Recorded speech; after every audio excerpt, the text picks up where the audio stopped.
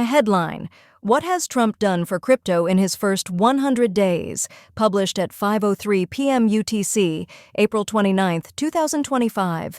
We're 100 days into the second Donald Trump presidency, giving us an opportunity to assess how cryptocurrency has benefited or suffered under his oversight. Have his policies and support actually been good for the industry, or has the spotlight burned too bright, damaging partygoers' eyes? Subheading: Performance. Despite the vocal support he's given the asset, Bitcoin, BTC, has fallen during this Trump term, losing approximately 6% of its value since his inauguration. Perhaps even more striking, during Joe Biden's time as president, BTC had appreciated significantly by this point in the term, despite many cryptocurrency industry participants believing Biden's administration had unfairly targeted the industry. During the first 100 days of Biden's term, BTC appreciated by more than 50%. Even Trump's first term, when he still thought BTC was a scam, performed much better than it has so far in this term, rising nearly 50% in the first 100 days. Subheading: Reserves and Stockpiles. Part of this administration's embracing of crypto has been finding ways for the federal government to hold and obtain more digital assets. An executive order from Trump created a strategic Bitcoin reserve, which holds portions of the BTC that was already in the federal government's possession. However, much of this BTC is part of criminal and civil proceedings and is not owned by the government. Additionally, in the executive order, he created a national digital asset stockpile that contains some other crypto assets.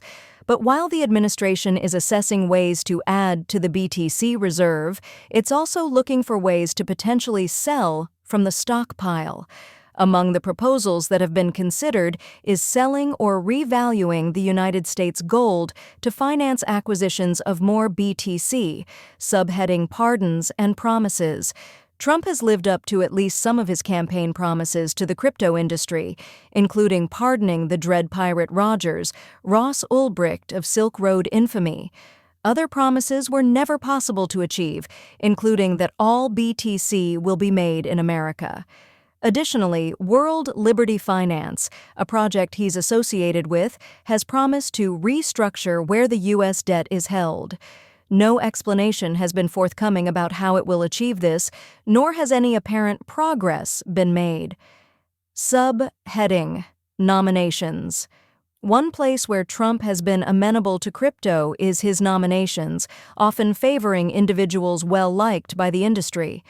Howard Lutnick, the Commerce Secretary, previously led Cantor Fitzgerald, which manages reserves for the largest stablecoin, USDT. Additionally, Paul Atkins, the new lead for the Securities and Exchange Commission, SEC, has vocally stated that the previous administration's attempts to regulate crypto were bad for the industry and innovation. Subheading: Regulation and Legislation. At a publicized press conference, David Sachs, an advisor to the administration, stood alongside various Republican legislators and announced the administration's plan to have both a stablecoin bill and a market structure bill signed into law within the first 100 days. Neither bill has been signed yet. Stablecoin bills have been passed out of committee but have yet to come up for a floor vote. Market structure bills have yet to make their way out of committee. Senator Tim Scott has delayed his personal deadline for the bills. However, even without this new legislation, the SEC, the Commodity Futures Trading Commission, and the Department of Justice have reduced, removed, or restructured groups that were focused on crypto enforcement.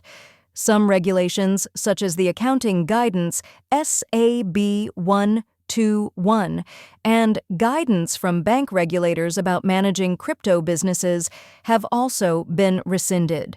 Subheading: Donald Trump's crypto businesses.